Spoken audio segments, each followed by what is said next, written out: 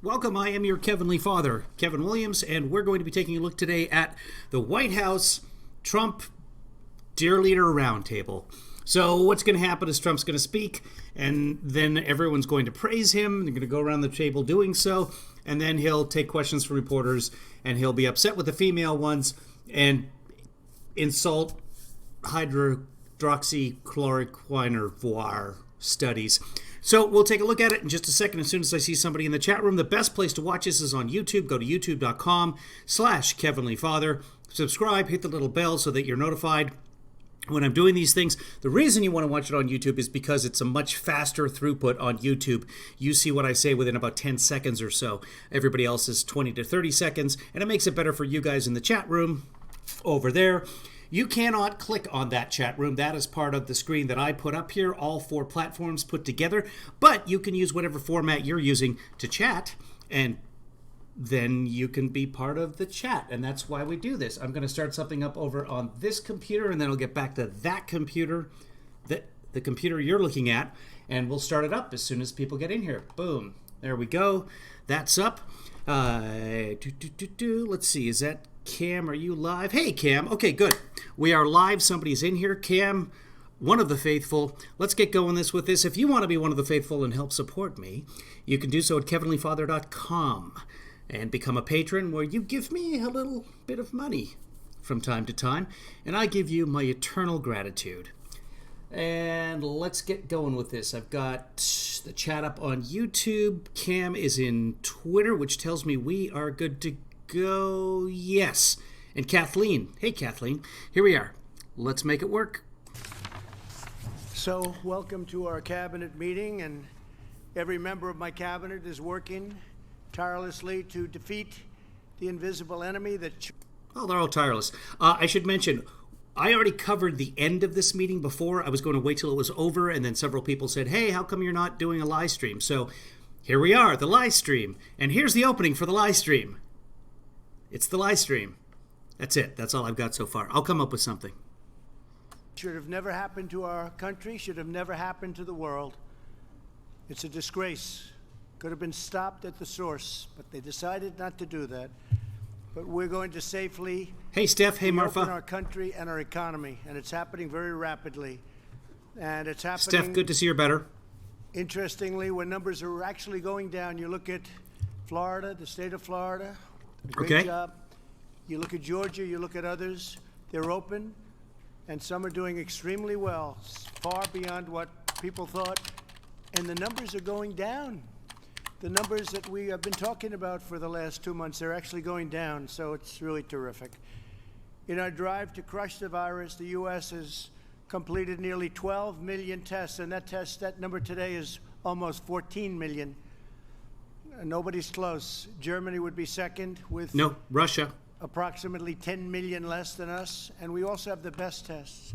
South Korea is doing very well, but we're at 14 million, and they're at numbers that are very small by comparison.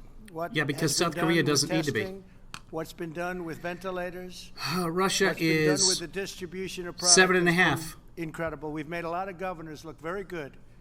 We've actually made all of the governors look very good. Some have done a good job, but we've made them all look very good. We got them equipment. Because that's and important. We got them their gowns and their ventilators and their tests like nobody would have thought possible. Vaccines are moving quickly into phase 1 and phase 2 trials, and trials of dozens of therapies. Yeah, Kathleen, this is the beginning of what I broadcast earlier and today. We're making tremendous strides with therapies, cures, and vaccines. I think we're way ahead of schedule. And you probably heard logistically, we have our military engaged. And as soon as we have whatever it is that we're going to have, whether it's therapeutic or vaccine. The schedule for therapies and vaccines is as soon as it can be ready. That's the schedule. There's no, okay, well, let's start a vaccine, and in 5.5 years, we'll take a look and see if we have a vaccine. It's do the vaccine. That's it. That's the schedule. It will be distributed very rapidly. Our military is ready to go. They can deploy hundreds of thousands of men and women a day. And now what they're going to be doing is they're going to be doing the vaccine, which we are geared up for even before we have it. But the chances of us having it are extraordinary. they aren't. They're good because several vaccines are being developed. What they should do, and I don't know if this is the plan because you can't get information out of him and trust it. What they should do is pick 5, 7, 10, however many vaccines show promise, let the scientists do it, and then start mass producing them even before the testing is done. And I don't know economically what that looks like, but on the other hand, we're talking about a 20 to 30 to 40% drop in GDP. We don't know yet. In other words, the economy's been decimated. Whatever it costs to produce those vaccines and have them ready to go as soon as the tests are done and it's been approved, that should be done. Secretary Azar will update us on... Yeah, the military will be used to roll out the vaccines, which actually makes sense. I mean, you've got these personnel that work for the government. They're able to deploy quickly, spread out around the country, and it'll be weird. I'm hoping they can put them into civilian clothing or something because it's going to be like martial law has been declared, but it won't be at all. It'll be... The military does this sort of thing in foreign countries all the time, wherever they're deployed. So yeah, they should be able to handle it quite well. All that we're doing to safeguard Americans, be talking in a second. To protect our people and defeat the virus, we must also defend the health of our nation's economy. Secretary Mnuchin will report on the economic recovery efforts and the good numbers that are being produced ahead of schedule. Secretary Carson will update us on the White House Opportunity and Revitalization Council. Oh, good. And Nap Ben, time. you've done a fantastic job. We appreciate it. He's looked at HUD much differently than people that would have been in the pure real estate business, and he has a way of seeing things that's different and really good for our country. And Ben's working on very hard, different... I can't even. Plans to restore health and prosperity to disadvantaged and minority communities, and that's really working out well. One of the things we're very proud of is opportunity zones. Tim Scott of South Carolina came to me with a proposal, and few people understand how successful the opportunity zones have been. It's a great tribute to Tim and to others in the Senate that helped us with that. The pandemic has shown once again the vital importance of economic independence and bringing supply chains back from China and other countries. I probably got elected. One of the primary reasons was that. Make America great again, America first, call it whatever you want. But we went way out of bounds. We build a car and we go to 12 countries to build a car. I want to build a car from one country. We make the parts. To achieve this goal, we've slashed red tape and bureaucracy and unleashed the largest industrial mobilization since World War II, especially when it comes to big things like a ventilator. It's a very big, clumsy, highly sophisticated product. And we have now assembly lines. We're the talk of the world. We're supplying them to other countries. We're helping other countries that are going through this plague, and they're never going to be able to do ventilators. So we are... It's really been an incredible thing what's happened. It's the biggest mobilization since World War II. And we're fighting for the livelihoods of American workers, and we must continue to cut through every piece of red tape that stands in our way. And that's why this is such an exciting meeting, beyond being a cabinet meeting, which is always good. Because with millions of Americans forced out of work by the virus, it's more important than ever to remove burdens that destroy American jobs. In a few minutes, I will sign an executive order instructing federal agencies to use any and all authority to waive, suspend, and eliminate unnecessary regulations that impede economic recovery. And we want to leave it that way. We want to leave it that way. In some cases, we won't be able to, but in other cases, we will.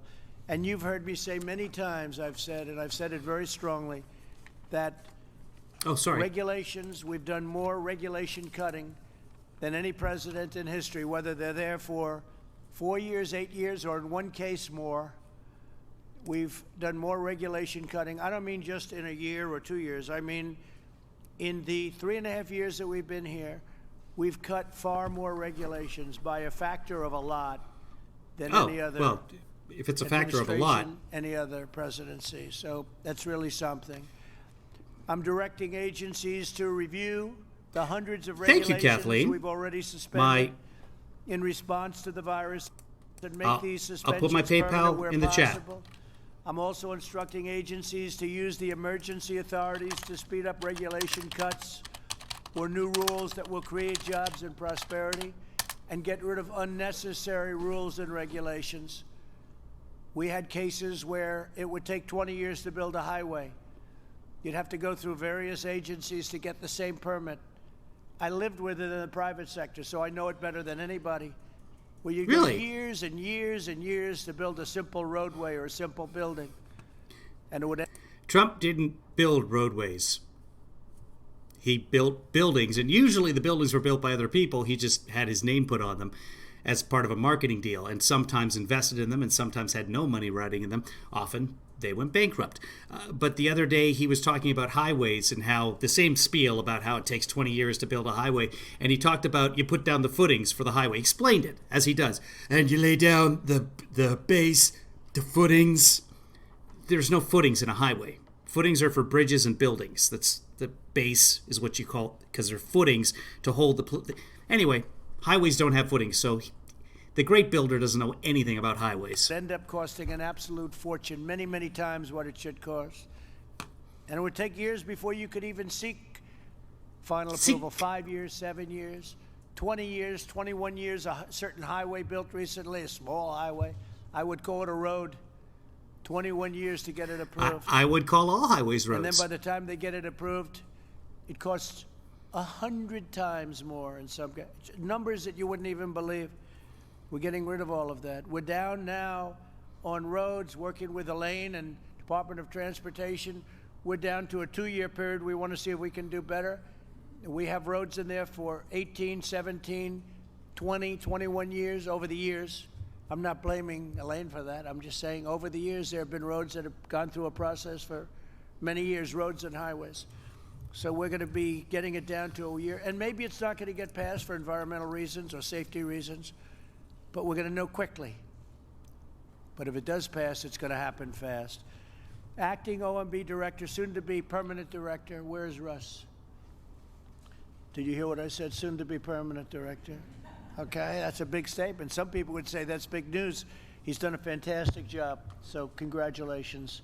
Well, we have to get him to approve, but we'll give you a congratulations just prior to approval, right? So you're doing great. Thank you very much. So acting OMB Director Russ Vought will present details on this how many acting directors does he we'll have? Go into that. So Russ I know it's a record. There's never been anything like it. Exactly what he used to come into my office and it'd say, there used to be an unspoken sort of a 21-day rule for, unless Congress was on recess, for acting deputy whatever. And Trump just makes them acting and leaves them that way. It used to be you can't have an acting secretary of whatever forever. The Senate has to advise and consent because, Constitution. But the Constitution doesn't say how long. There used to be just this belief of, yeah, let's do this as soon as we possibly can. Oh, we need someone to, the Secretary of the Navy has died. We need to put somebody into the Secretary of Donuts. We can't have it empty. Let's get, as soon as that acting person is done, let's get the best person. We'll go in front of the Senate. No, Trump just leaves people acting. I think we can cut a lot of different things in terms of regulation. And Russ, I think also very importantly, super we'll duper have a rockets. Better product. It's actually going to give us a better result. And we're adhering to the environmental impact studies and all of the other things we have to do to get these permits. So Russ Vought, thank you very much. I want to once again thank every member of the cabinet for your commitment to helping our nation reopen, to recover and rebuild. I'd like to now ask a man who's done a fantastic job as the head of the task force. He's worked literally 24 hours a day sometimes to make sure everything's gone well. Today we had YouTube's only really about a 4-second delay. By Rich Lowry, who talked about the tremendous job that we've done in terms of the task force, in terms of the 92,000 dead. Getting things going and getting people what they need, whether it's ventilators, testing, or many other things. Thanks, TG. And I appreciated that article very much. 22 cabinet and cabinet-level there's been positions. a very false narrative. People have no idea what an incredible job the people in federal government have done, and that includes That's generals 9 and years. 9 years and worth of lots acting. others. So I want to thank Mike Pence for the great job. It's more you've acting done, than Mike, I've and done. Please say a few words. Mr. President, and Okay, this is Pence. He doesn't say anything. Thank you for your brave leadership. I even skipped him when I was in live. I just walked away from the computer for a while because Pence was talking. I'm sure he says, stand up all American, the power of the American government, blah, blah, blah. Suspend and saved of become 45, flatten all of those around this table who served on the task force because of the partnership. Great, awesome job, guys. People to make all of those. And so many fewer American people to worry about now. We recognize the progress that we have made. Among the numbers are climbing on a daily basis. Our healthcare system, our hospitals would be overwhelmed by the coronavirus. That did not occur, Mr. President. What? Truth is that we had early on was that our healthcare system, our hospitals would be overwhelmed by the coronavirus. What? That did not occur, Mr. President. Truth is, as you've reflected many times, because of we ran out of PPE, and hundreds of hospital care workers caught the coronavirus. No one's done a final tally on how many of them died because of the coronavirus, because they didn't have enough equipment. But, that's not overwhelming, I guess. Ingenuity of the American people, because of our partnership with states, because of a great logistics team. Yeah, Mike is alive. With the task force. The no mask. Stock, more than 100 responders had fully, as you just tests. Boy, he just keeps going. That's been challenged on owner businesses. We have been there. Order is going to make it even. You directed the White House Corona information is that all fixably. Just dear leader. In Ben Carter, to the resilience, forge relationships all across the country. Workers and. I gotta say though, I'm impressed that without violating the 6-foot rule, he's still able to kiss Trump's ass. The cooperation of the American, bigger and. Steve will speak, and then we'll go around the room a little bit, and we'll say what we want. I'd like to congratulate Rick Grinnell for doing such a fantastic job. Ambassador Rick Grinnell. As acting, I don't think you want to be permanent, so I think we don't want him to be permanent. Acting, but what a job! I think you'll go down as the all-time great acting ever at any position. So thank you very much. Congratulations. Thank you very much. You're the best temp we've ever had. Sure. I would just say greetings from an Intel community that is very interested in providing policymakers, everybody around this table, with raw intelligence that is not politicized in any possible way. And I have to tell you, Mr. President, that I have heard from says the guy who released the names of everyone who asked for any unmasking of any conversation between Election Day and Inauguration Day. The Flynn. And so now if you listen to right-wing media, every name on that list, all 38 names on that list, asked to unmask Flynn, which is absolute nonsense. The Washington Post reported that Flynn had been unmasked and had a conversation with Kislyak, the Russian ambassador, before Joe Biden made any request for unmasking, and it's unclear if Joe Biden actually made a request for unmasking. But of course, the right wing is saying, Joe Biden unmasked General Flynn. He should go to jail. Hundreds of members of the current Intel community who are extremely pleased with transparency of their work, and that's what they're shooting for. There are tens of thousands of people in the current Intel community, but hundreds of them are happy. That's what they want to provide to policymakers is information that is not politicized by politicians in any way on any side of the aisle, but to be able to protect their intelligence estimates. We all know that they're estimates, and they are proud to give them when not manipulated by others. Well, we appreciate your great work. Thank you, Rick, very much. Thank you, sir. I'm going to sign this now. Obamagate. Okay, so he signs the thing. Here, and I look at the veterans sitting here, and I look at all of the different people. Yeah, Pence is here. Homeland Security, Chad. I look at all of the great talent around this table. You'll have a right to do something that nobody would ever have thought you would have the right to do that. And so I just want you to go to town and do it right, do it proper, make sure. What do they have the right to do? And make sure it's environmentally good for those of you that are in that category. But it's cut regulations. very important. Elaine, you can do. So the regulation cutting president is just now signing an executive order that gives them the right to cut regulations after he just bragged that he cut more regulations than FDR? I don't know. Things that nobody would believe in your department, Department of Transportation. I don't believe it. So good luck, and I'm signing this. It gives you tremendous power to cut regulation. Okay. And he'll hold it up and he'll smile. Wait, growl a little bit, and then there it is. There's the cheese. Okay. Now Ben, comes the would you like wine. to say something, please? Yes, sir. Thank you, Mr. President. And a big thank you to all the cabinet members. Almost every It's not a bunch of pets. So, this is the worst. Traditionally, presidents or governors would sign something with multiple pens so that every pen that they gave out would, one letter per pen. And that way, all of the pens were used. This is like game-used baseball bats, just giving the one away, and then, hey, just go pick them from the rack. Yeah, no, they're right from the factory. They're all yours. Like, he's just gathering the Sharpies out of a box. What is the point? Everybody has been deeply involved in the refocusing of the Opportunity and Revitalization Council. And Jared and Christian Oh, hold on. Are we doing a drinking game? Marfa, what's the drinking? Let me know what it is. and Brooke also big help.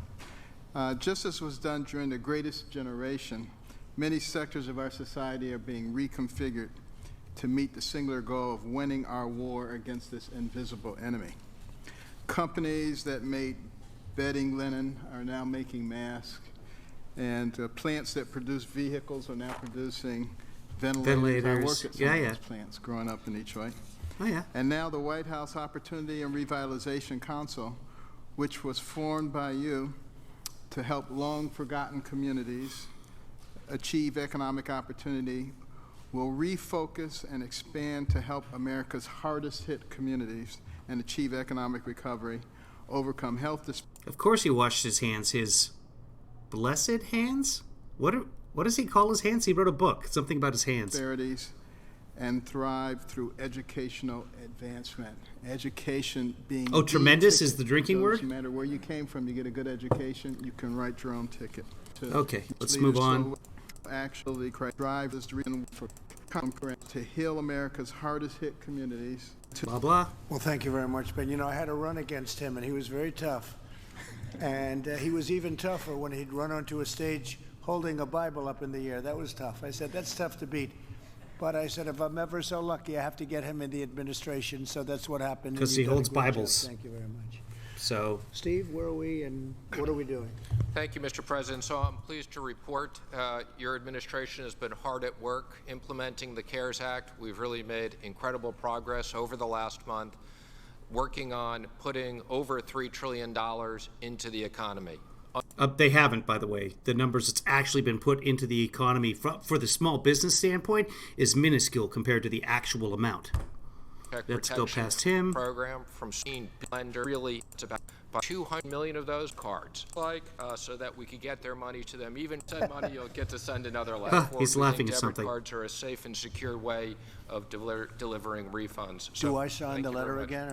Oh, okay. Here we go. So into people's account. Okay, so they now you're going to get a debit card so that money can go directly to the debit card as opposed to direct deposit, which is quicker, but he's saying the debit card is quicker, which makes sense for people that don't have a bank account. So this is actually a very good idea because there are a high number of people that are in, there's a name for it, but like a bank-free zone. If you live in certain neighborhoods or you're far away from your local bank in rural areas, you can still use a debit card, and you just basically your computer is your bank. So I don't know who they partnered with, but this. We did 27 million checks. Gifted hands, thank you. And Mr. President, we now have developed debit cards. So in an effort to expedite money to people even quicker in a very safe way, I'm pleased to show you Banking what a Desert. debit card looks like with your name on it, Thank you, Mr. Twiggy. President. Now, there's no money for you on it. This is a blank debit card, but I want you to see what many Americans It's good. will now That's get, good. Give him so something to that hold we can on get to. their Touch money with to his them even hands. quicker. And Lick going it. forward, we think debit cards are a safe and secure way of delivering refunds. So, Do I sign thank the you very letter much. again or not? The next time we send money, you'll get to send another letter. All right, thank you, Steve. Steve's so had a great happy. career. He had a great educational career, a tremendous student, and went on to very, very tremendous business success. And Oh, sorry. That's two tremenduses there. I was going to say something about Trump, but oh well. all of that experience was necessary for what you're doing, right? But Oh, yeah. So, as some of you know, I was in LA. I came up to Seattle once this whole thing sort of went down so I could be close to parents, my son, etc. And I had somebody else checking my mail while I'm not there, and she checked and found a letter from the IRS.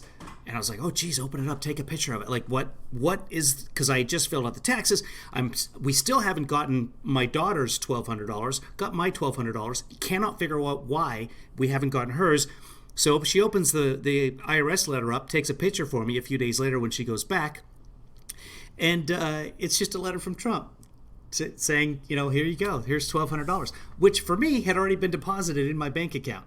So at the same time, you've got all these right-wingers saying, like, look at how much mail-in voting is going to cost because the government has to pay to send you the letter and the ballot. And, now, of course, we all get voting ballots already. No, we don't get ballots. I'm sorry. We all get the pamphlets, this is your election, how you should vote sort of explanation. Does anybody not get one of those pamphlets when there's an election? I mean, that costs money. Just throw the ballot in with that. But anyway, the same people complaining about that are all excited that Trump is sending out all these Trump money letters that quite frankly, I would much rather not get it because I don't like letters from the IRS in general. But there's nobody better with money and controlling money and handling money, so I want to thank you very much. Thank you. Alex, please say a few words. Well, thank you, Mr. President. Your top priority. I have no has confidence always in been the Alex health, safety, Azar and anymore. well-being of the American people as we've been going through this pandemic, and that's been our priority throughout this crisis. We've got to get life back to normal, and we've got to restart the roaring Trump economy, and we have the tools to do that. The right mindset for reopening is not about balancing health versus the economy. It's actually about balancing health versus health. Bullshit. Health is health. By one estimate, the virus-induced recession will see an extra 65,000 deaths from suicide, drug overdose, alcohol abuse. I looked, I could not find that estimate. And again, estimate. In the coming years, possibly even more. States are seeing a decline in the reporting of child maltreatment because kids aren't at school. They're not seeing doctors and teachers who would otherwise report maltreatment in the home environment, and so it goes unaddressed. Mammograms are down 87%. Colonoscopies are down 90%. Also Approximately 1.7 million new cancer cases are diagnosed per year in our country, and if we're seeing an 80% drop in cancer cases identified, we could already have... We are not seeing an 80% drop in cancer cases. That's a nonsense stat. He's conflating people going for mammograms with all cancer, and that's just not the way it works. But there's an excellent point here, and what we should be talking about is that people are avoiding going to the doctor for things that they should be going to the doctor for. And I get that. Nobody wants to go hang out with sick people right now. Totally understandable. People are afraid of this. Nobody wants to die. I get that, but instead of that message getting out there, we're talking about how Trump is taking a drug that may or may not do anything. 300,000 or more undiagnosed cancer cases as a result of this crisis. I get it, CDC Stephanie. report found a 60% reduction in vaccine administrations, including for our kids, pediatric vaccinations. Also millions true. of kids not getting vaccinated. The good news is that under your leadership, we built a path forward so that we can have safe reopening. We have the surveillance tools. We have the testing tools. We have the containment methodologies and resources. Not in we Seattle. are developing therapeutics and we're developing vaccines. So we have the strategy and the recipe to support the safe reopening of our economy. And for the sake of Americans' health and well-being, we've got to support this and move ahead with safe reopening. Yes, we can see you, Lizzie. I mentioned some of the physical health risks of keeping our country closed down. But we have here today with us our Assistant Secretary for Substance Abuse, for Mental Health and Substance Abuse, Dr. Ellie McCants-Katz, who's a psychiatrist and is the first ever psychiatrist to lead SAMHSA. And she, if you don't mind, was going to say a couple words really about how extended stay-at-home. Yeah, and this I actually wanted you guys to watch because I did listen to this part earlier, and just get your feedback on it. Orders can heard these concerns from a medic to states and communities struggle with mental illness issues that have arisen as a result of the virus. I wanted to ensure that governors yesterday heard these concerns from a medical perspective. As my physician colleagues on the task force have been careful to rightly note, their perspective and advice centers on one aspect of the pandemic, virus containment. However, even medically, it is not the sole perspective. I felt that it was important to offer the governors a different, albeit equally important, medical perspective. As such, I made the following remarks. It is my privilege to serve as the Assistant Secretary for Mental Health and Substance Use, but today I really speak to you more as a psychiatrist who also happens to hold a PhD in infectious disease epidemiology. Never did I imagine the nation would be experiencing the coinciding of mental health issues and infectious disease that my training addressed. The research literature is clear on the effects of quarantine and stay-at-home practices on mental health. We know that the longer the duration of these orders, the greater the intensity of the mental health problems experienced. We also know that these symptoms persist for years to come, even once quarantine is lifted. The data tell us that when the lives of adults, children, and families are drastically changed for extended lengths of time, for many, anxiety, depression, and stress disorders will become manifest and will persist. These are real health conditions with potentially long-lasting consequences that must be taken seriously. To put all of this in perspective, I believe it is important to point out that pre-pandemic, we lose 120,000 lives a year to drug overdose and suicide. How many more lives are we willing to sacrifice in the name of containing the virus? When we look at strategies to reopen, as a medical doctor, I ask that you take into account whole health, not just one narrow aspect of physical health. We continually ask ourselves what the health costs and risks may be of reopening, but I ask what might they be of not reopening, or reopening in such a restrictive way that American lives are not restored. Of course, containing the effects of coronavirus are critically important, but so too is preventing suicide. So too is keeping a person from being terrified to ever leave their home. So too is protecting the mental health of our nation's young people. Well, all people, I ask but you yeah. to remember that not every home is a safe home. Not every individual can withstand the trauma of not seeing or interacting physically with loved ones. Not every parent can survive the mental anguish of not being able to feed their children because of lost employment. Not every child can exist in a healthy way without the structure and support of school. We have. So I just want to interrupt there. This is fascinating to me, what she's saying. But there's a very simple fix to someone not being able to feed their kid if they've lost their job. And why we're not doing that when just about every other developed country is? We have to take a step back and recognize the other effects of our policies. While we contain the virus, are we increasing the risk for suicide and drug overdose?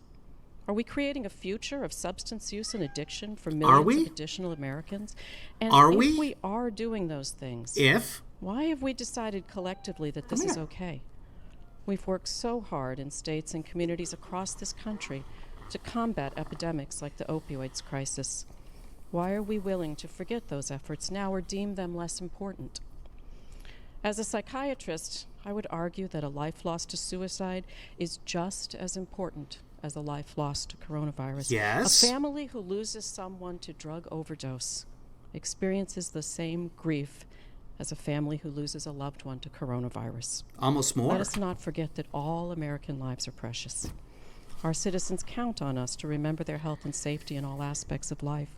The preservation of America's health and the health of our citizens cannot be measured by only one metric. Virus containment cannot be our only goal, no matter the cost to Americans. Who is saying the that? reality of the enormous mental health strain we've put on our citizens on the backdrop of an already overburdened mental health care system, Agreed. I'm saddened but certain that the next major public health crisis of our time will be that of mental and substance use disorders, and it is not far behind.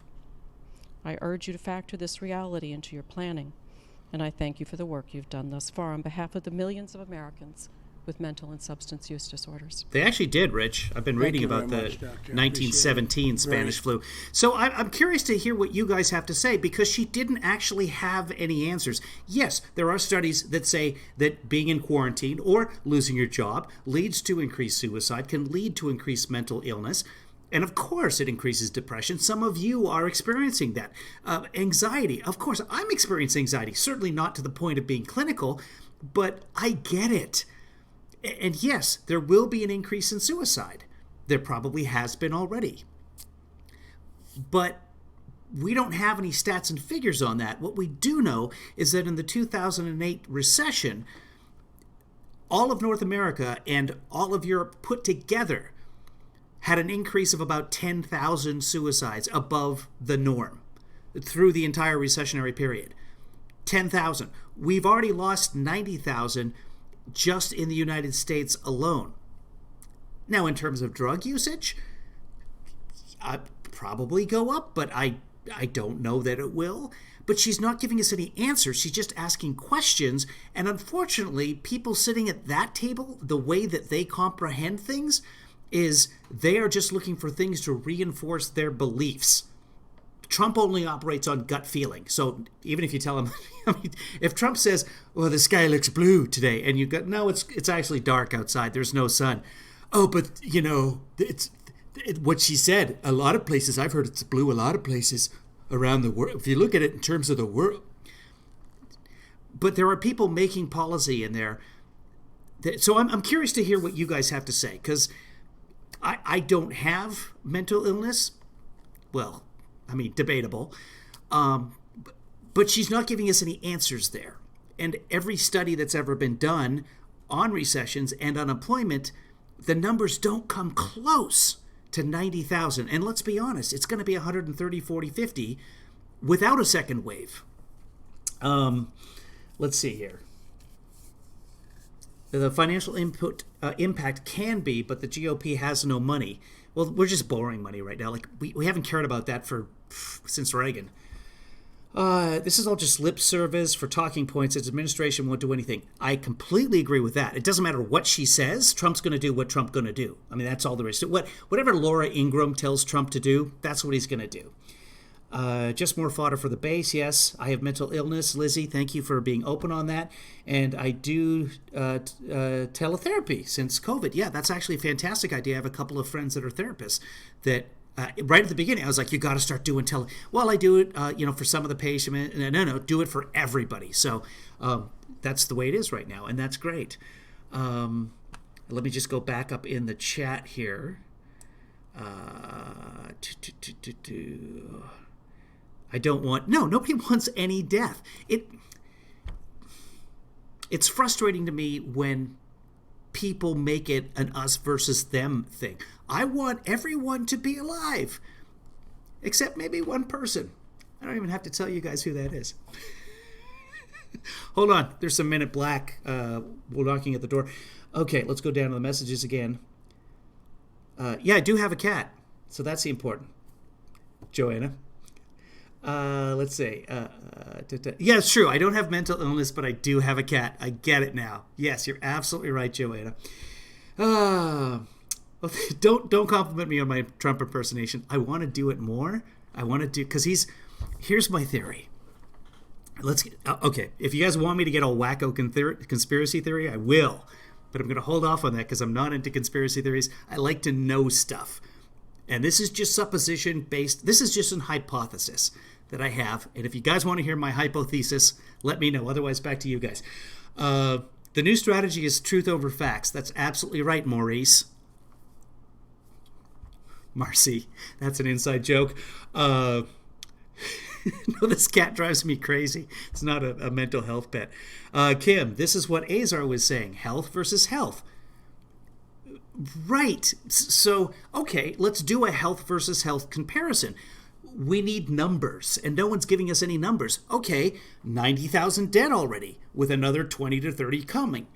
And versus opening, or versus staying shut, number of suicides, etc., let's say 10,000. Let's throw in drug overdoses on top of that and additional suicides, and let's say another 20, 30. Like, who knows? Who knows? But what we do know is that we have this concrete number. This is the bird in the hand, and if you put the bird in the other hand, both birds die. That's a terrible, terrible analogy. Moving on. Sobering. That's tough. That's very tough. But we're getting there. We're getting back. That's very important. Thank you. Great job. I'd like Sobering, to ask says Chad the man who Wolf doesn't from drink. Homeland Security just to say, maybe discuss the record low numbers we have of people crossing the border, our southern border in particular. Absolutely, Mr. President. I think we are taking, at your direction, the Vice President's direction, the task force, we've taken a number of measures that protecting public health, proactive and prudent measures at the border. Those include non-essential travel restrictions that we have with both Canada and Mexico. Those also include continued construction of the border wall system, but perhaps most importantly, new measures that we've instituted along that southwest border regarding illegal border entries. And those are the numbers that you're referring to. Last month in April, we had a little under 17,000 folks that crossed the border illegally. Compare that to a year ago, April of 19 was over 120,000 individuals. So and they were all brought out, right? That's right. And so 80% of those 17,000 crossed, but 17,000 were brought out, sent back. 80% of those 17,000 were removed within 120 minutes, 2 hours. The rest took just a little bit longer, but are continuing to be removed as well. So, and that's a first. That's a first in the last 40 years. That's absolutely right. Again, at your leadership, the task force leadership, we continue to make progress on that border. Good. Thank you very much, Chad. Thank you. Also, Mark Meadows, who's our chief of staff, he's been around Washington for a while. He's very popular in North Carolina. He had a seat that was very easy for him to keep, and I thought. Okay, dogs should be prescribed to everybody as a mental health therapy. What I was trying to show you guys there is Trump is now trying to take credit for people from Central America not wanting to come into the country with 1.5 million coronavirus cases and saying how he's got historic lows. First off, the lows of people coming in, about 17,000, isn't even close to historic lows. And let me get that, if I can get that back. Where'd it go? Give me a second here, folks. It is here. Let me zoom in on this too so you guys can actually read along. Here's the zoom. That's too much. Well, that's close enough. Okay, so here is fiscal year 2020. And right here, suddenly we see like, oh, we're going along, we're getting lower, lower, lower, and coronavirus. Nobody wants to come anymore. Because, you know, Trump. Meanwhile, just back in federal year 2017, we were actually lower. We were hitting, let's see here, 16,000, 15,000, lower than the 17,000 that we just got. So this whole record lows is just nonsense. And it's not credit to Trump. It's the fact that nobody wants to be here right. Hell, I don't want to be here right now. Talked to him long and hard for a while, for a long while. But he's a friend of mine, but he's going to go down as the ultimate, hopefully, chief of staff. So, Mark, it's nice to have you. Would you like to say a few everybody, words? the historians do nothing Obviously, but talk your about work who and was the the work of best this chief of cabinet staff. on behalf of the American people is the one. Blah, blah, blah. Thank you in the United Kingdom, and I hear they want to very much do it, and we'd like to do it. How are you doing? Well, thank you, Mr. President. We're doing well. I'm never in a hurry to do a deal, as you know. So, yeah, we'll see how that works out. I would like to report, When am I getting one of those dogs, Marfa? First, we'll have USMCA fully in effect. Okay, so this is just trade talk. You never know. As you said to me 1,000 times, we'll see how that turns out. So that's what I tell them. We'll see how that turns out. Through experience. Yeah, that's going to be the title of the Trump biography when it's all done. Well, we'll see what happens. We'll see what happens. That's his response. You never know. You never know, do you? Well, we usually do. And actually, we've signed a great deal with Japan, $40 billion. We've created a new deal with South Korea, which was many, many billions of dollars. It was a defective deal. Now it's a very good deal. But USMTA is actually the largest trade deal ever made anywhere in the new deal with South Korea, which was many, many billions of dollars. It was a defective deal. Now it's a very good deal.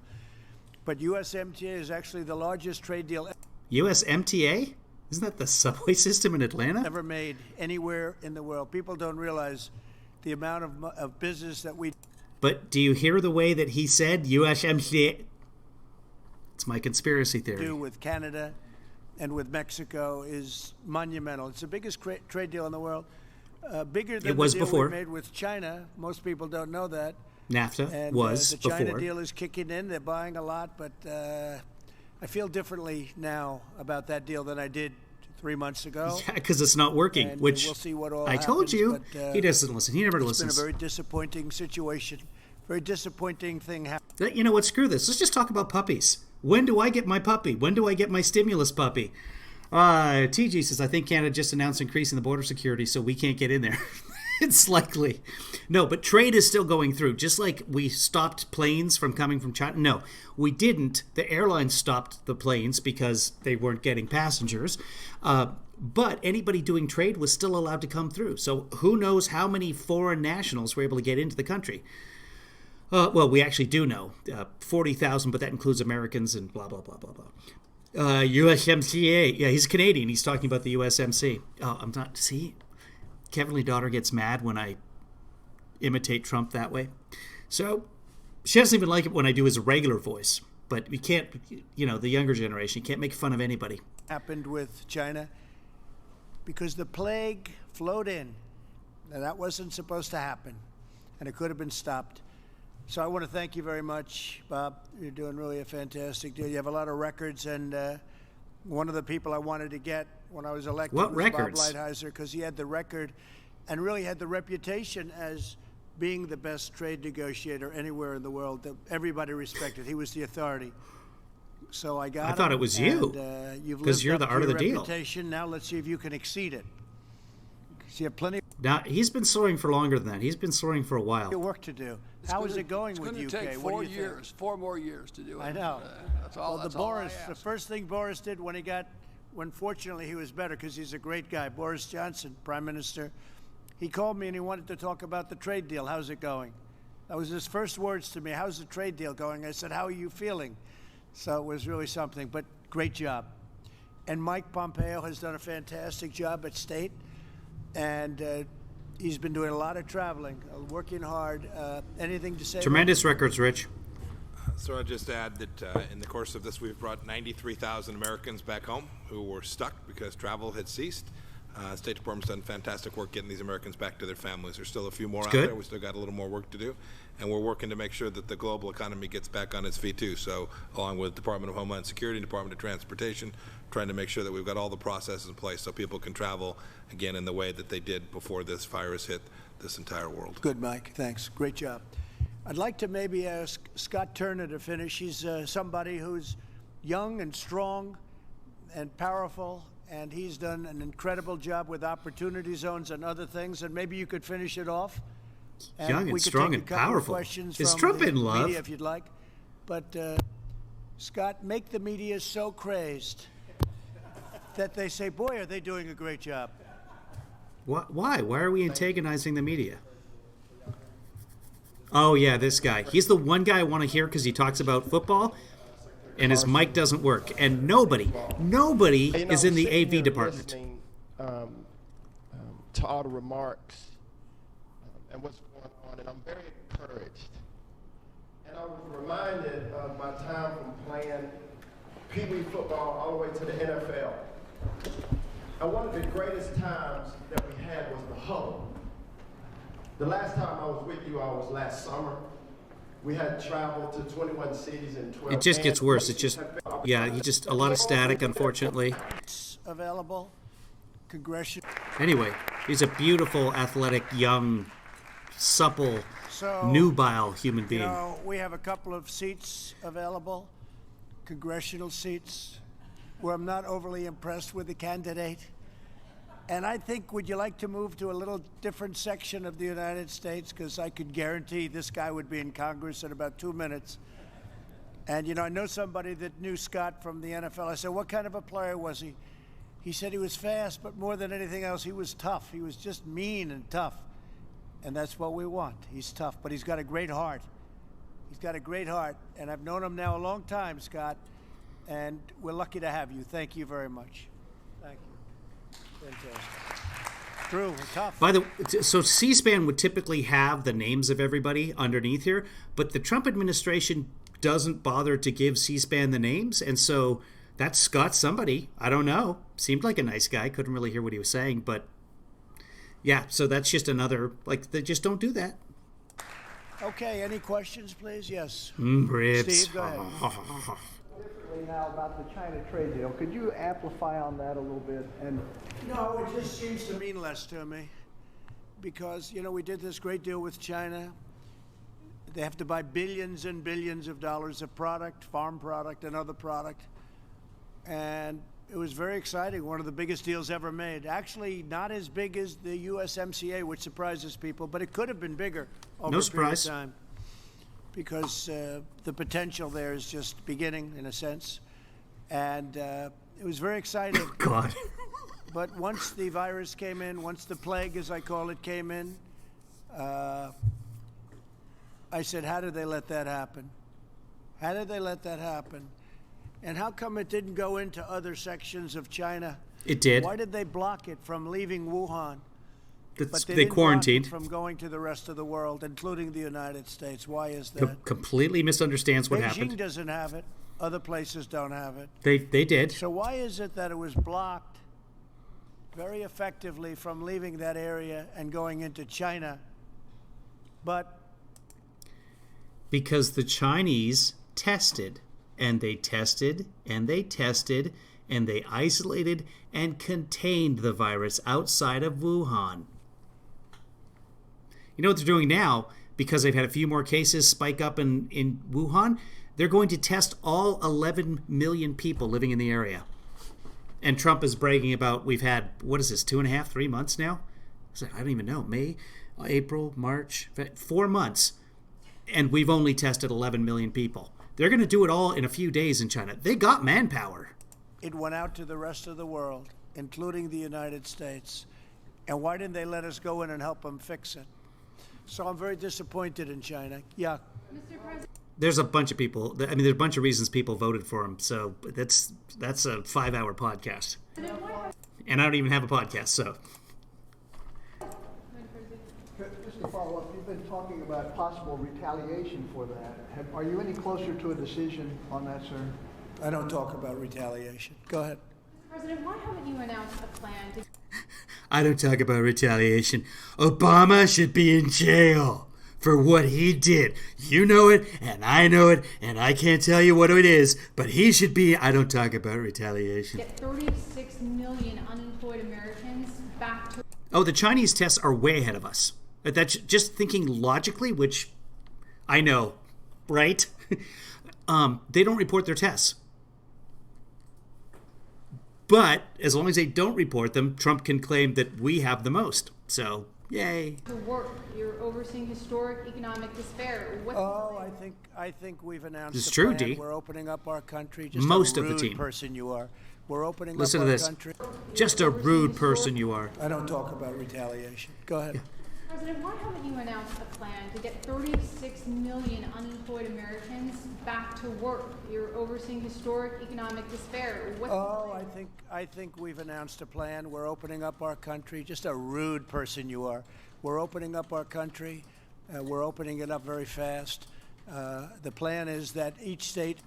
Oh, I think we've announced a plan that we haven't announced. We're opening up our country. Just a rude person you are. Nasty you be. Is opening, and it's opening up very effectively. I know who said that. And when you see the numbers, I think... is that Paula? Even you will be impressed, which is pretty hard to impress you. Yeah, go ahead, please. Go ahead. It's enough of you. That's enough of you. Hard to impress you are. Thank you, Mr. President. Canada has confirmed that the border is going to remain closed until June 21st, 10 days before the USMCA. Aren't you worried for the economy of the border states? Yeah, we do, and we speak to Canada Could be all the Caitlin. time. I don't know. Obviously, the relationship is very good with the Prime Minister and myself and with the two countries. You know, Canada's our neighbor. We have a great relationship. We love Canada. I mean, we can find so out. We're going to be talking, and at the right time, we'll open that up very quickly. That'll go very easily. Yeah, please. It could happen before June 21st? Yeah, it could. Sure, it could. He has no idea. No idea. Thank you. Mr. President, you've said repeatedly that the United States is now the king of ventilators and that we have so many that we're sending them overseas, selling them, and then in some cases actually gifting them to other countries. My question is, are you looking to use these diplomatically to strengthen ties with other nations and counter Chinese influence in some parts of the world? No, I'm not looking to do diplomatically. I'm looking to save lives. If we can save lives of another country, that's a great thing. So I'm only looking to save lives. Probably that's good diplomatically, but I'm not looking at that. I mean, we did such a poor job saving lives of Americans. We might as well save somebody. I mean, come on. You have countries that have no chance. They have no ventilators. They don't have a capacity to build them. And we're sending hundreds and even thousands, and we have thousands now, and they're being produced at a very rapid pace. Jared and his whole team of geniuses from Silicon Valley and other places came in, and they've done an incredible job. We have a capacity so we have them by the thousands. We had none, essentially. We had very few, and they were obsolete. They were broken. We're building not only a lot of them, but we have a very high-quality ventilator, one of the highest. So countries know that, and they're calling us, and they're asking for help. They need help. So I only think in terms of saving lives. The country, we've gotten some very unusual calls from people that normally wouldn't be calling us too easily, asking for help. You know, you can get swabs, and you can get gowns, and you can get a lot of things, but getting ventilators is very tough, very, very tough, because it's a very complex machine, very expensive machine. So we've done a very good job, and probably it does help diplomatically, but we do it for Well, thank you, Lizzie. people's Was it any good? lives, I haven't save watched it lives. yet. Yes, please, please. Mr. President, Yeah. So Ford Motor Company has previously required visitors to wear masks when they visit their facilities. Do you plan to wear one when you go there on Thursday? I don't know. I haven't even thought of it. It depends. I mean, you know, in certain areas I would, in certain areas I don't. But so this is what the country's going to be talking about for the next 2 days: is will he wear a mask? And then if he doesn't, oh, he didn't wear a mask at the. It's like, yeah, but he gets tested every couple of days as well. But yes, he absolutely should wear a mask. But we shouldn't be talking about that. It really doesn't. Yes, we know he's an idiot. We know he doesn't care about anybody else. That's been established. Instead, we should be talking about, hey, go get your mammogram. Go get your colonoscopy. Please do the preventative measures it takes to stay healthy. All telemedicine, all teletherapy is free. That's what we should be talking about. I will certainly look at it. I sound really Canadian today, so when I say about. Sorry. Depends on what situation. Am I standing right next to everybody, or am I spread out? And also, you look, you know, is something a hospital? Is it a ward? What is it exactly? I'm going to a plant, so we'll see. Where it's appropriate, I would do it, certainly. Yeah. Mr. President, you continue to talk about helping minority communities. What specifically are you looking at to help those communities? Is that what Yamiche? actions? So one of the things I was most proud of was the minority community and all of the work we've done for the minority communities. Black unemployment, Hispanic unemployment, Asian unemployment was the best ever in the history of our country. We've never had anything like it.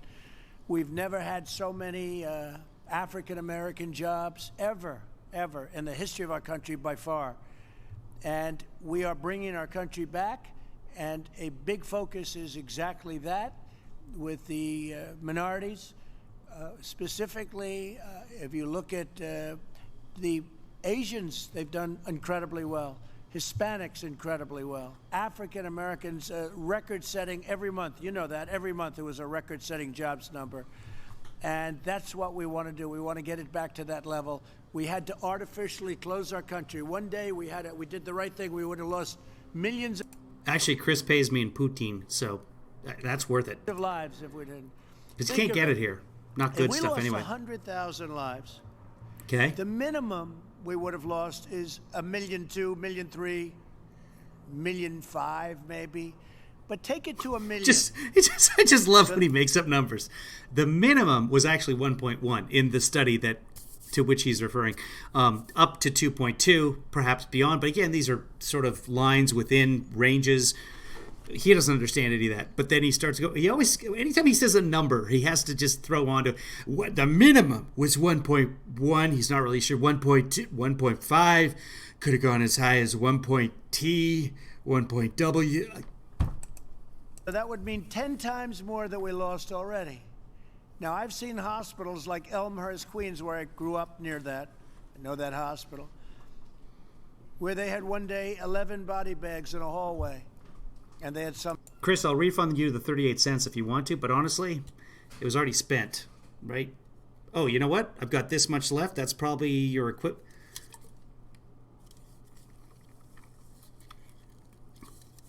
38 cents. I'll hang on to it for you. Come outside. And that they had refrigerated trucks coming to take bodies away. Now multiply that times 10. It would have been unacceptable. And that's 10 the lowest refrigerated number trucks? possible. It probably would have been times 20 or maybe 25. So we did the right thing, but now something, we have but to not get back enough. to work. And we want to open up, and the people want to open up. But we've learned a lot about the disease. We've learned about distancing. Nobody ever heard of social distancing before. Not true. We've learned about Biden was the advocating washing for of it during the hands. swine I used to flu. wash my hands a lot, but I tell you right now, I wash them more. We learned a lot. And we also learned how to put out the embers or the fires, whatever may come. We haven't. Learned without having to close down the whole country. And we have big sections of our country that don't have much of a problem. We have some sections that don't have any problem at all. Or any so people. We're opening up our country. We're doing really well. And most excitingly, we're working on vaccines, therapeutics, and cures that are really moving along at a level that nobody would have thought possible. And the military, I could say Mark Esper. Okay, you know Mark Esper. He's become a very important person in Mark the world Esperanza? of medicine because his military is going to be distributing, whether it's therapeutically. That's or logistics, whether not it's, medicine. Cures, or whether it's a vaccine. And by the way, I have to say all three are doing unbelievably well. But Mark and the military are going to be getting them out. So he has hundreds of thousands of people that he is immediately that work for us right now. They're fully ready to deploy. They're ready to get the job done. They'll be doing it in a record business. And everything we've done with the military has been terrific. The military will be giving out vaccines in a record business. We've had admirals, we've had generals. I remember when crying Chuck Schumer said, we should get the military involved. Yeah, so the more you read about 1917 epidemic, the more you realize that all of that is happening again now. People haven't changed. That people were like, oh, you can't make me wear these masks. It's unconstitutional. And yeah, and then there were spikes. It was San Francisco that happened in. They had a mask revolt and there were protests and yeah. I said, they are. He said, we should use one of our generals. I said, we do. Our generals have done a great job, Jared, right? And our admirals have done a great. We had everybody involved. I can fix that. And they are tremendously talented people. And this isn't what they do. They fight. They're great fighters, and they fight. But, yeah, the minority communities are really going to be well served. I think we are going to get that right back. And this includes everybody. This includes our whole country. But there you go. Right back to where it was, which was record-setting numbers. Right now that you are considering for those communities? Right now, we're opening up areas, and a lot of people are getting jobs. I heard some numbers yesterday that were really incredible. The amount, what numbers are they? Of the country that opened up so quickly over the last few days. I think you're what going are to those see numbers? Some very big numbers, and I think next year is going to be an incredible year economically. You can never make up for all of the loss of life. You can we know, never do that. TG. We're being sarcastic. From an economic standpoint, however, next year is going to be, I think it's going to be potentially a great year for us. Yeah. Please. The FDA has said hydroxychloroquine should not be used outside of a hospital setting or. No, that's not what I was told. No, there was a false study done.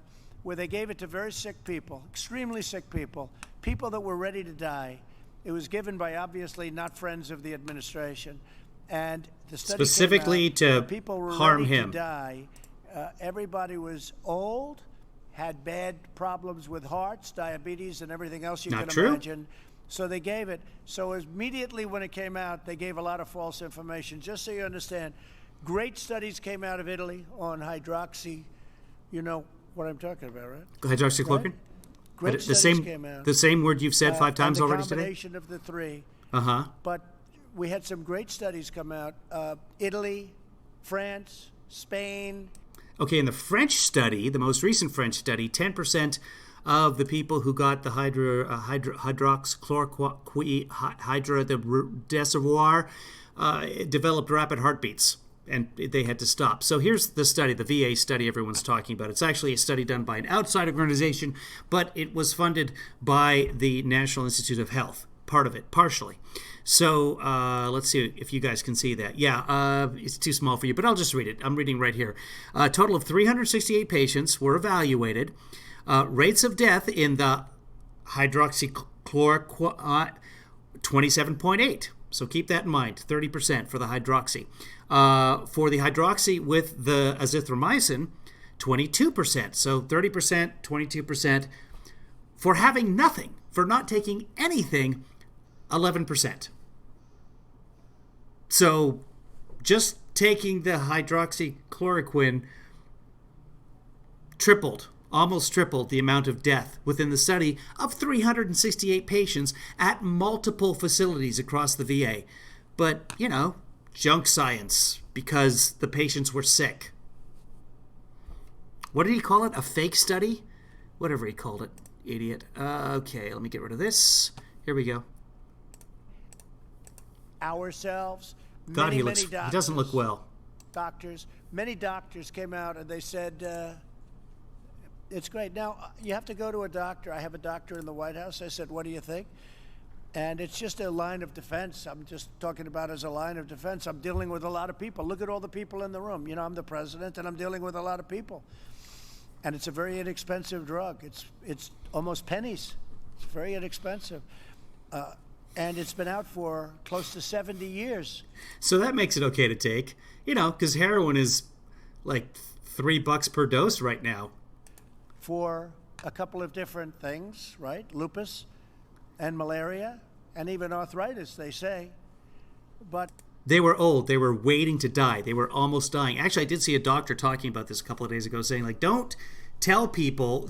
The whole problem that Secretary Azar was talking about with people being scared to go to the doctor and get their routine care, old people need that routine care on a more regular basis. Talk to me about colonoscopies sometime. But when fear like this is being spread of, if you have the coronavirus, you're just about dead, you're on death's door, people don't go to the doctor because they're scared of getting the coronavirus, and you're just building up that fear, especially his audience, which, by the way, the average age of the Fox News viewer is 67 years old, 68 the last time I think. Somewhere up. In other words, old people watch Fox. That's his audience. And they hear him saying something like that, they believe it. I think it's worth it as a line of defense, and I'll stay on it for a little while longer. I'm just very curious myself. He said yesterday that he gets phone calls with good news, so that's the they. Oh, and also Dr. Laura Ingraham. But it seems to be very safe. But that study was a phony study put out by the VA. Phony study. You may okay, want to talk. The study wasn't put out by the VA. But okay. And again, it's the VA. Why would if the VA put out a study, why would they put out a phony study? What about the VA? How is the VA the enemy politically of Trump? It's his department. Talk about that. I mean, we could talk about that if anybody wants to, and maybe I'd ask Alex to talk about then.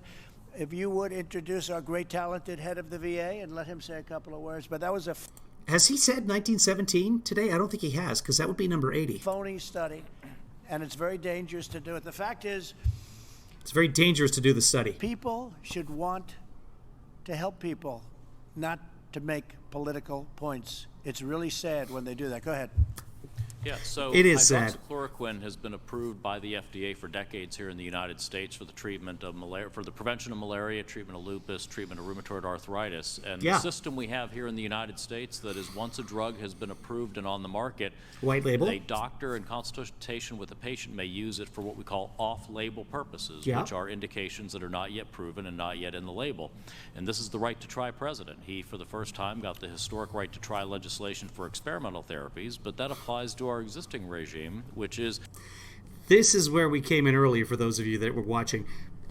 They're saying that Trump needs to take the hydroxychloroquine because of right to try. Now, right to try is where you might be on death's door, where there's no other therapies that are approved that are going to work for you. You've tried everything, and there's some sort of experimental therapy. So in 2000, I want to say 17, right, one of his first legislative victories was the right to try, which had been in the works for many years. And of course, most states already have some sort of right to try.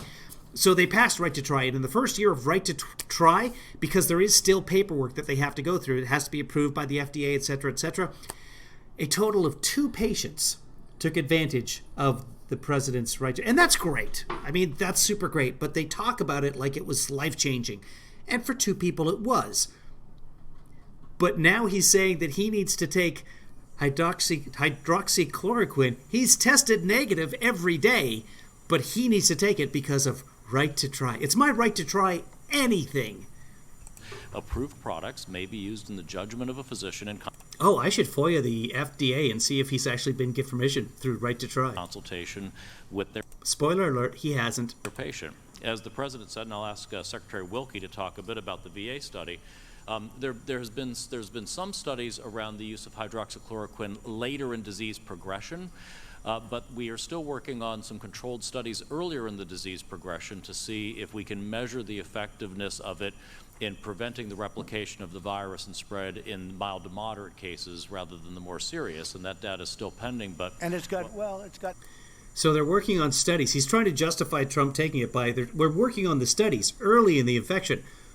Trump doesn't have the infection. Very good reviews. Very good from many doctors. Many doctors. Secretary, please. Thank you, Mr. President. I want to clear up something that the media has not reported accurately. That was not a VA study. Can you hear him? Because I think it's important. You asked the question. Yeah, that was not. Do you not. want to listen? Because I don't even think you're listening. Yeah. Go ahead. Why don't you listen to him? That was not a VA study. Researchers took VA numbers, and they did not clinically review them. They were not peer reviewed. They did not even look at what the president just mentioned, the various comorbidities that the patients who were referenced in that study had. I also want to echo what the Secretary of HHS said. The instructions I received from the President were very clear, and that was to preserve and protect life. Those of us who've had a military life, some of us around this table, we've been taking this drug for years. As the President mentioned, the Department of Defense and VA have been using it for 65 years. On any given day, VA uses 42,000 doses of this drug. And what we did when this virus first hit us was to use every means necessary to help preserve life. We believe. Okay, yeah, lots of people take hydroxychloroquine. Trump has multiple underlying conditions that it's probably not a great idea, but it's probably going to be fine too. But again, this is what the media is going to be talking about when there's other messages that should be getting out there. I believe that the Congress was right, and the President signed legislation to protect life, the right to try. And we did this in consultation not only with the families of those veterans, but we did this in consultation with our doctors under FDA guidelines. So I want to knock down the phony story that this is somehow the VA going back on what the President told us to do, which was to use every means possible to protect and preserve the lives of our veterans. And I think, as the President mentioned, we've seen in many cases across this country. In fact, I was on the news the day that the governor of New York was asking you for tens of thousands of doses. That's right. We are doing everything we can to protect the lives of our veterans. And this is one of the means that we used. Thank you. Hydroxychloroquine is used by thousands and thousands of frontline workers so that hopefully they don't catch this horrible If anybody has any evidence of that, I can't find any news articles about it. I know in other countries, a lot of frontline workers use it, but if somebody does and post a lot it, of people are taking it, a lot of doctors are taking it, a lot of people swear by it. It's gotten a bad reputation only because I'm promoting it, so I'm obviously a very bad promoter. yes, you are. If anybody That is else correct. is He told the promoting truth. it, they'd Fact say check. It's the greatest thing ever, but because of me. So a lot of doctors swear by it. I think we can say that, Mr. Secretary. A lot of doctors think it's great. But the one thing that is true, one way or the other, whether you like it or not, it's been around for 70 years. Unbelievably effective for malaria and for lupus, and probably effective for arthritis. And what has been determined is it doesn't harm you. It's a very powerful drug, I guess, but it doesn't harm you. And so I thought as a frontline defense, possibly it would be good. And I've had no impact from it. I feel the same. I haven't changed. I don't think too much. And at some I don't point, think too much. I won't take it. Might be soon, might be Did a you little guys bit. just lose It me? Did the doesn't- broadcast just go It dead doesn't seem and to have then any restart? impact on me, but it seems to be a extra line of defense, and it's gotten tremendous reviews from some people, including many, many doctors all over the world. And you should look at some of the studies. They've been amazing, some of the studies. But that's up to people, and it's up, I think, strongly. Sorry, guys. My feed just went away, and then I had to log back in, and I came back in, and I don't know whether you guys went away or not. So if someone is hearing this, let me know if the stream paused on you. Recommend to people with their doctor's advice and acknowledgement, okay? Okay. Cabinet taking that regimen, Mr. President? Say it? Is anyone else in your cabinet taking? I don't know. I don't know. That's a personal Bye, thing as Cam. to whether or not they want Okay, to answer good. that question. But Marcy, since this is your broadcast, I want to make sure that it's fluid for you. I also had a case where we had somebody fairly close to me, very nice young gentleman. He tested positive. And he tested So it was positive. only Maurice Plus, who I deal with lost Mike it. Good. a lot, and Mike had somebody Screw very Maurice. close to him who I also see who tested positive. So I thought, from my standpoint, not a bad time to take it, because we had the combination, the two people. It's two people in a very big building with a lot of people working. But so I thought it would be appropriate, but it has to had downplay no impact everything. in terms of me. Okay. Two people Any other in questions? close contact with the president and vice president have coronavirus. Yes. It's only two people in a large building I just with a want to ask you large. a question on Brazil, who's just now, yes, in third place now, catching up to Russia in second place for a number of cases. Are you finally considering a travel ban from Brazil and Latin America? We are considering it. We hope that we're not going to have a problem. The governor of Florida is doing very, very well testing, in particular Florida, because a big majority come into Florida. Brazil has gone more or less herd. You know what that is, herd. And they're having problems. By the way, when you say that we lead in cases, that's because we have more testing than anybody else. So we test much more than anybody else. And deaths? Again, we're close to 14 million. It was said 12 and a half. It's actually, I think, close to 14 million Fine, now. 14. And so we have 14 million tests. In Germany, if they do 2 million, that's a lot. And others are doing 1 million. So if you're testing 14 million people, you're going to find many more cases. Many of these people aren't very sick, but they still go down as a case. So actually, the number of cases, and we're also a much bigger country than most. So when we have a lot of cases, I don't look at that as a bad thing. I look at that as, in a certain respect, as being a good thing, because it means our testing is much better. So if we were testing 1 million people instead of 14 million people, we would have far fewer cases, right? So I view it as a badge of honor. Really, it's a badge of honor. It's a great tribute. Badge to of the honor to testing have and 1.5 all the work that a lot of million professionals have done. positive Okay? cases. That Let's look at Germany. Oh, yeah, no, I say, I mean, as to the first part of your question, yeah, sure. I worry about everything. I don't want people coming in here and affecting So our he says people. if Germany I don't want people tests 2 over there million, sick it's a big either. deal. Well, They've in already Brazil, tested with ventilators, we're 3.15, sending them and that ventilators, was okay? back on the 10th. They need ventilators. They haven't reported I'm sending since them then. ventilators. We have so many thousands of them. We're sending them. We're sending a lot of people. No, Brazil is having some trouble. No question about it. Sweden, by the way, you know, I've heard a lot about Sweden and the way they do it. Well, you have Norway, Denmark, Finland, Sweden, that little group of beautiful countries. Yeah, we covered this already. A little different attitude. Okay, so the rest of this we covered earlier in the broadcast or on the previous broadcast. So if you want to watch this part, go ahead. You're welcome to. Just look up the previous live stream because we did it live. I think we're done with this one right now. I still have to do a Billy Joel update, which I haven't done since earlier Saturday, maybe? I don't know. I'm still working on the parody. I haven't had a chance to sit down. Okay, I have had a chance, but I had to watch Billions. So, come on, people. So I'll do a Billy Joel Madness update later tonight at some point, probably around 6 o'clock. It's now 5 o'clock local time, so about an hour from now, I'll probably do a Billy Joel Madness. And then I assume the president's done for the day. Kayleigh McEnroe was on Fox this morning, but she didn't really say anything of any interest whatsoever. And now all the talk will be about, well, actually, let's go to CNN and see what everybody's talking about here. Here we go. Boop, get rid of him. CNN.com, the big headlines on the CNN. Yeah, there you go. That's exactly what we just saw. Trump calls U.S. coronavirus numbers a badge of honor. That we have 90,000 plus dead. And then tomorrow will be all about whether he's going to wear a mask, etc., etc. And nothing on here about going to get tested for anything. But there is a story on TikTok. So that's what's going on in our country. Okay, guys, I'm going to wrap it up and get myself something real to drink.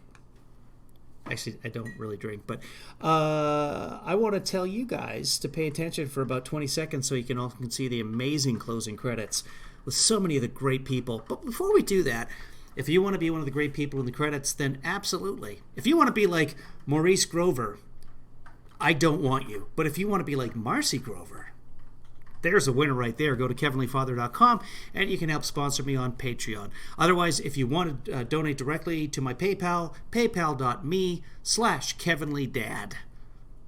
Not Kevin Lee Father, just Kevin Lee Dad. It's simpler for you to type in because I'm all about your convenience. Now, if you wouldn't mind conveniently obliging me, watch the credits.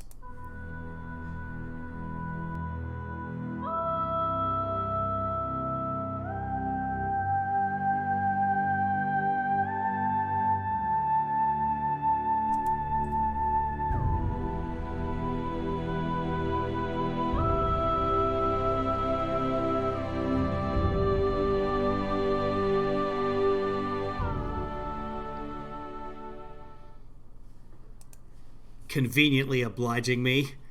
How's that for a segue?